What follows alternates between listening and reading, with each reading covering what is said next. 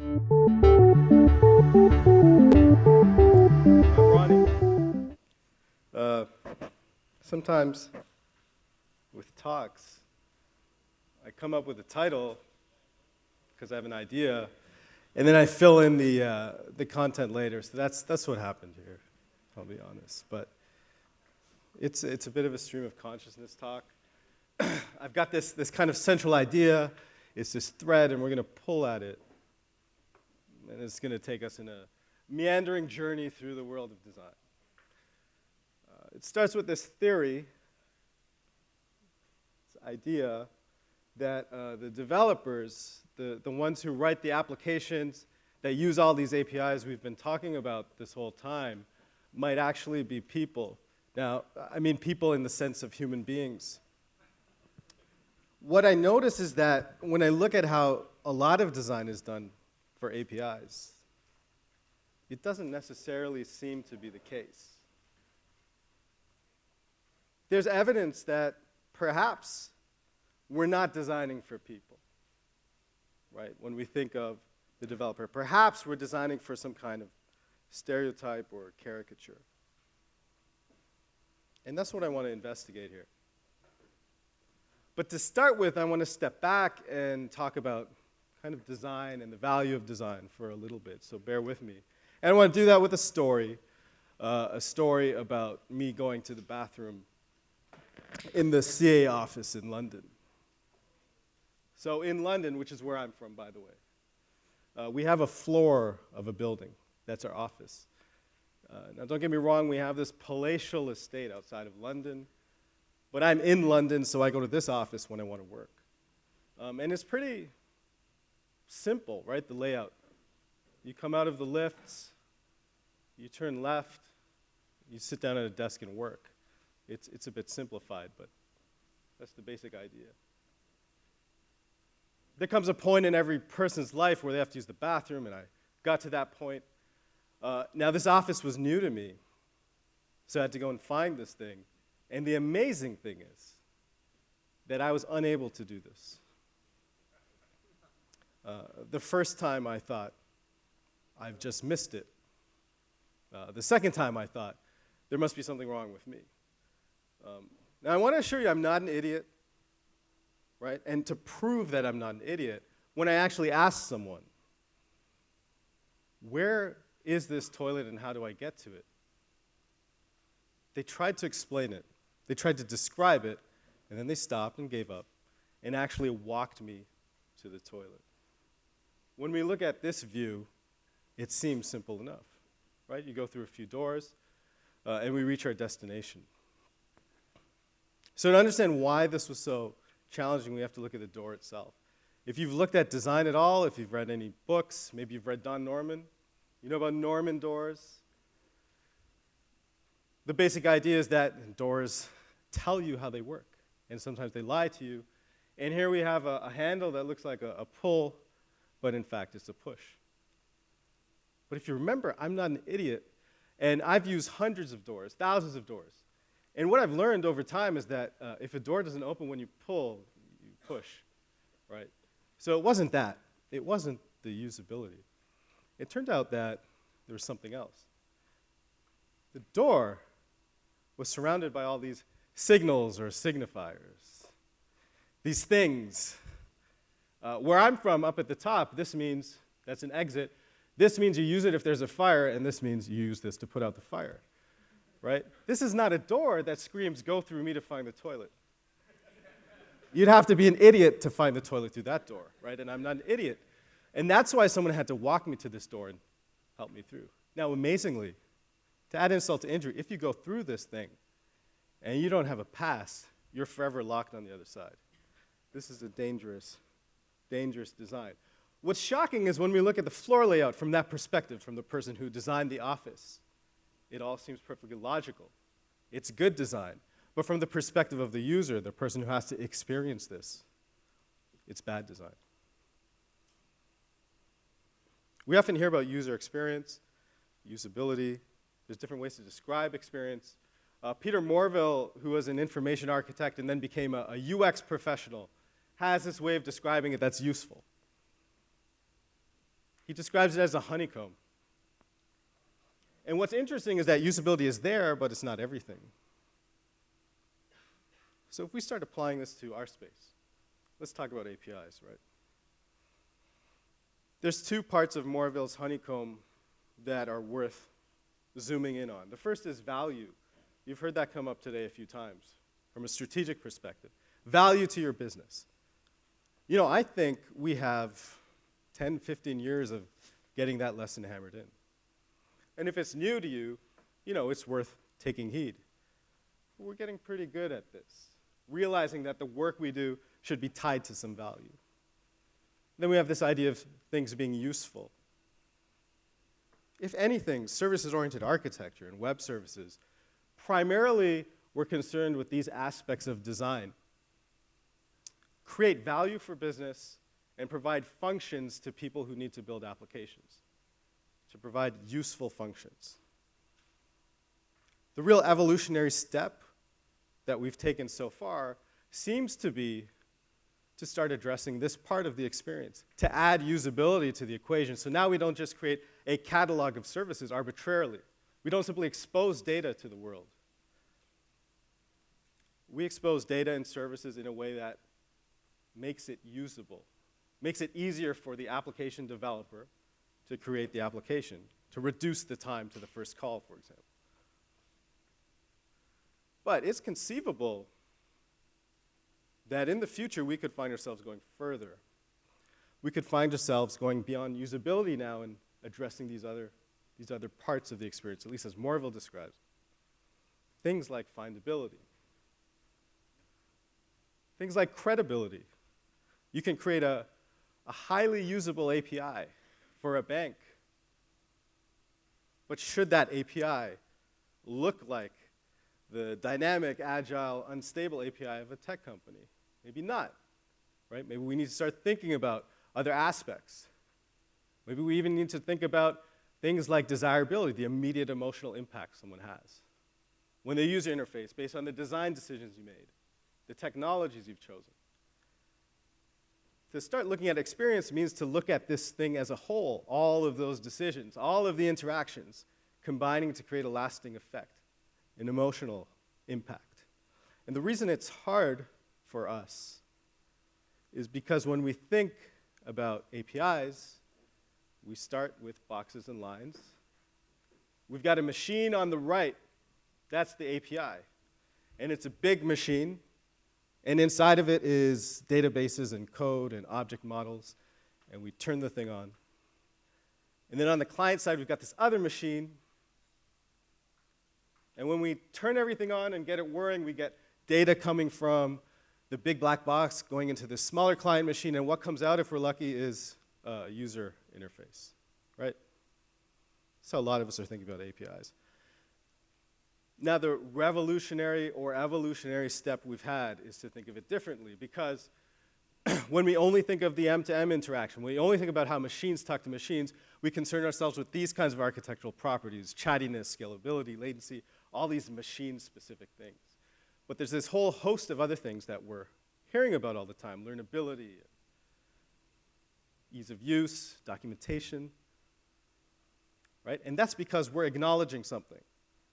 We're acknowledging that the interaction goes beyond this, that there's a human-computer interaction involved, that there's some developer. So what have we done? We've started to build tooling, documentation sites, portal sites, SDKs, plugins, to facilitate this interaction. And some of us are also realizing we can influence this interaction, right? So there's these two human-computer interactions. By designing the API, by making those design decisions, and by designing these tools, I can create an experience. That's the basic idea, and this boils down to this thing that we keep getting told over and over. We're designing for developers now. We're not designing for the sake of it. We're not simply exposing. We're doing this for the developer. So who is the developer? What is it? What does it look like?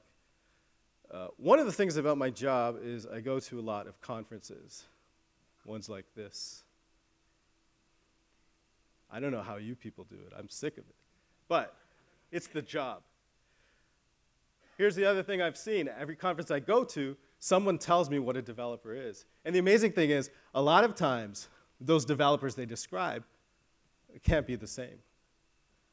I remember a conference we put on in London years ago, 2 years ago, 3 years ago maybe. We had an analyst come in, you know, a little bit different from Eric that you saw today. This analyst was a developer's developer. We brought him in to be that guy. Blue jeans, white t-shirt, they get a mustache, and he swore during the talk, right? He was that prototypical developer's developer evangelist. And he described what it takes to design a good API, and he had a lot of good things to say, smart things. And one of the things that stood out is he said, design your interface knowing that developers are lazy, right?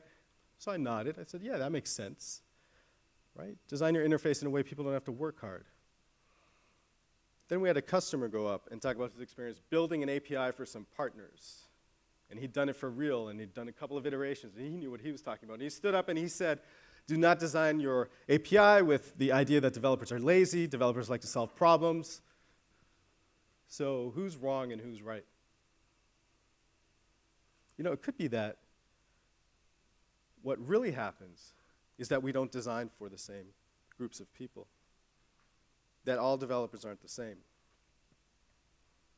If developers are people, and we follow that thread, it means that people are not the same, right? To prove that, we only need to look at a few things. But before we do that, let's talk about shortcuts. The reason we get ourselves into trouble sometimes is because we take shortcuts when doing design. One of them is we make assumptions. We make assumptions about the impact of our design decisions. SOAP is no longer popular. People don't like it. Hypermedia is too confusing. We often project our own experiences onto our users as well, right? I've been a developer for 15, 20 years.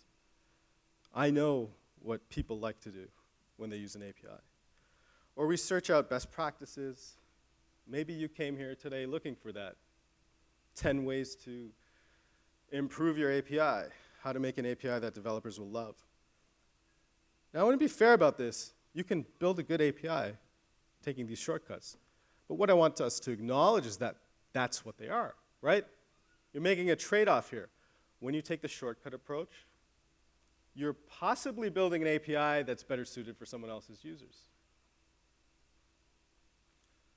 So I wanted to prove that people are in fact different. And usually what I do to prove that is talk about toilet paper. Now, here's 2 rolls of toilet paper. I don't know if you can see the details clearly, but they're hung in 2 slightly different ways. One has the sheet of paper hanging on the front, and the other on the back. It turns out that people usually prefer one way or the other. I'm not going to make value judgments about which one is correct, but I always like to get a little bit of feedback. How many people hang their roll this way? And how many people hang it the wrong way? Back. Now explain yourself. He has kids. The answer I've heard before too is cats. So the answer is, if you hang your paper that way, it's less likely to get unfurled and unrolled. It highlights that from our own experiences, we can see this and think there's an obvious answer that everyone likes things a certain way, but it can turn out that based on people's own experiences, their own context, based on the goals, the tasks that they have to accomplish, they actually have different preferences. Here's the toilet paper question for developers. Which is the best IDE? Now, I've chosen 6. There's more than 6, of course. But here's 6. The reason I like talking about IDEs, especially for this experience stuff, is so much of, what we call developer experience stems from learnings that happened in this space. Microsoft, in their design and development of Visual Studio, spent a lot of time researching how developers interact with development tooling and started optimizing things with type-aheads, and this became a very competitive space. Some of these tools are free, some cost money. There's a lot of variations. if we treated IDEs the way some of us treat API design, the logical conclusion would be whichever IDE is the furthest along in this evolution of usability is the one that we should all be using. But that doesn't turn out to be the case. One editor or IDE here particularly stands out for me, and that's up here in the top left, VI. Has anyone used VI? A couple of us. Look how many. I'm going to go out on a limb, and I'm going to say VI has poor usability. Here's how I'm going to prove this. If I took someone who's not used VI, and I start it, and I walk away, they will never figure out how to exit the program, ever. And yet, people still use this to develop programs. This is an old editing program. To be fair, it's its descendant, VIM, or Vim, that's used more commonly today, but it's the same basic idea. Why do you think people are still using VI or Vim to code? One theory might be that we're waiting for a set of 50-plus-year-old developers to retire, right? Is that the user base? It turns out to be false. That's not true. The user base for VI spans all kinds of age groups, all kinds of levels of experience, right? There's a lot of VI users. Is it then because it's kind of being institutionally taught, people are getting familiar with VI before they learn better tools, so it's familiar to them? You know, I think the answer really is that VI, for certain kinds of goals, can be the most efficient and optimal choice. If you are a user of VI and you actually learn all the shortcuts, the commands, you never really have to go to the mouse. You never really have to move your fingers. It's optimized for power users who are developers, right? So while something like a Visual Studio optimized for specific platforms with all kinds of learnability aids and usability aids is massively effective for experience, so is this.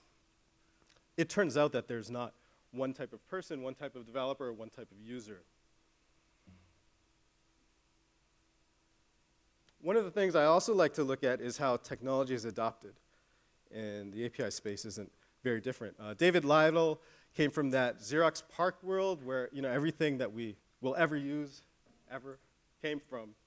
And Lytle identified that technology adoption goes through these discrete phases. An enthusiast phase, when something is brand new and people enjoy the experience of solving new problems with it. For enthusiasts, usability isn't really a feature. They like the problem-solving aspect of it, the ability to create something new, the challenge it presents. If enough enthusiasts use a new technology, it advances to the professional stage. At the professional stage, we start focusing on things like usability, on cost, right? Solving real problems at scale. When things reach a professional state, we start to think about standardization or putting interface controls in common places. And if we get enough professional adoption, we might enter a consumer phase where things start to get automated, where now the entire experience becomes massively important. So to see this apply to a technology we're familiar with, right, the PC presents an obvious example. The initial personal computers were definitely hobbyist projects. These were for enthusiasts. People would order it off the back of a magazine, put it together at home, and while they could solve computational problems, it was more about the experience of creating it. They didn't have to go and use a giant computer in an office. They were able to create something at home. And it was that experience that was pleasurable. Eventually, of course, we got to the professional state. And right away, we can see how different the interfaces are. At the enthusiast phase, we have all these different hobbyist kits. By the time we reach the professional phase, there's a lot of IBM PC and IBM PC clones, more standardization, more common controls and interfaces. And there's lots of examples we could use for the consumer phase. The one I like to use is the gaming PC. There you have a computer that, while it provides all the usability and usefulness you'd expect, right? It has the processing power and the memory power for you to play video games. It also allows the person who buys this to say something about themselves to the world, right? It has a see-through screen. The case is beautifully designed. It shows everyone that you really care about games. So what if we apply the same kind of thinking to the web API space at a macro level? And I think this is very debatable, right? You could come up with your own 3 phases easily, but to make my point, we'll use mine. At the enthusiast level, I'd argue, the beginnings of the World Wide Web are the enthusiast level of web APIs. Matt touched on that. This idea of the browser coming into being. This is, Tim Berners-Lee and academics playing with the World Wide Web in its infancy, writing browser clients, writing web servers. Eventually, of course, we enter into a professional era that lasts for quite a while, I think culminating with the services-oriented architecture and web services, standardizing on controls and interfaces. I theorize that we might be entering into a consumerist phase today and in the future. I don't know what exactly it will look like, but we're starting to see increased adoption of client applications using APIs. Hopefully improved automation. We're seeing platforms like If This Then That lower the bar, the cost of entry, right, for developers. And as we move towards this type of phase, this is when UX, the all-encompassing experience, becomes a difference maker. Suddenly, we need to start caring about all those other aspects. So this is what it fundamentally comes down to. If you want to improve the user experience for your APIs, if you care about this, you do need to design for people, not the caricature of what a developer is, right? Not the sketch, but you actually need to start figuring out who your users are. And there's 3 reasonable ways to do that, 3 low-budget ways. First thing is you can invite users into the room, like literally. If you're creating an API for mobile developers in your partner company or in your company, you can actually bring them in during the design phase. Find out how the design decisions affect the type of work they need to do. Get immediate feedback on how that interface will feel for them. In the Nordics, they actually have this whole thing called participatory design. It's a democratic design concept, right? That if, let's say you're designing city streets, the citizens who have to live on those streets should be part of the design process, part of the decision-making process. Same idea. It's easier to do when you're talking about private and partner APIs, to be honest. If it's public APIs, this kind of exercise can be a bit more expensive, but might be worth doing. The important thing to consider if you do this is that you want users not to dictate what the design is. They're going to participate, right? Otherwise, we don't really need you. We could just have them design their own APIs. The second thing you can do is change your perspective. We tend to design products, interfaces, pretty much anything with a mental model, right? That reflects all the complexity, all the internal stuff we know. An easy and cheap way to combat that is to get out and learn about users. So you're here at an API conference, I assume because you work in the API space. But it might be useful to go to mobile developer conferences or web developer conferences or wherever the users are of your APIs. Start to find out what problems, challenges they have, what their world looks like. Another easy thing you can do is conduct interviews, which sounds intimidating and sounds expensive. It doesn't have to be. I've had a lot of success just having 5 people that I call who I know do development to build applications that are similar to the kind of applications we might want to attract. Just come up with 5 or 6 questions. Call a few people, get some answers, have a discussion, have a conversation. You can do that in half a day, and you'll get enormous benefit from it. It might turn out that you simply validate assumptions you already had. It might turn out that you challenge them, that you learn something you really didn't know. And the last thing you want to do is make feedback easy. So if you have testers, evangelists, beta users, all of that, make it easy for them to feedback on what works and what doesn't. Ultimately, you want to have empathy. This is what it's really about. You can make the happiness of your application developers a design goal here. It doesn't just have to be, we want an application that's easy to deploy, that performs well. When you're making your decisions, think about the poor slob who has to write the application user interface. We never used to, right? I don't remember ever caring about that when doing web services. But in this new space, if you want to be competitive, if you want optimized and efficient applications, that's what you have to do. Joshua Block, in this great talk about API design, suggests writing client code. And I think this single piece of advice, if you take nothing else away, can fundamentally change your whole design process. To actually put yourself in that app dev shoes and write code for your interface will give you that level of empathy you need. And ultimately, design for a person. Right? Use personas, use user stories, whatever it takes to really embrace the idea that you're not just designing for a machine, but for a developer who has to write client code. That title, I don't know how many people got the reference in the title. It's actually a Philip K. Dick novel, Do Androids Dream of Electric Sheep, which was adapted into a film called Blade Runner. A central theme in that story is that what separates humans from machines is empathy.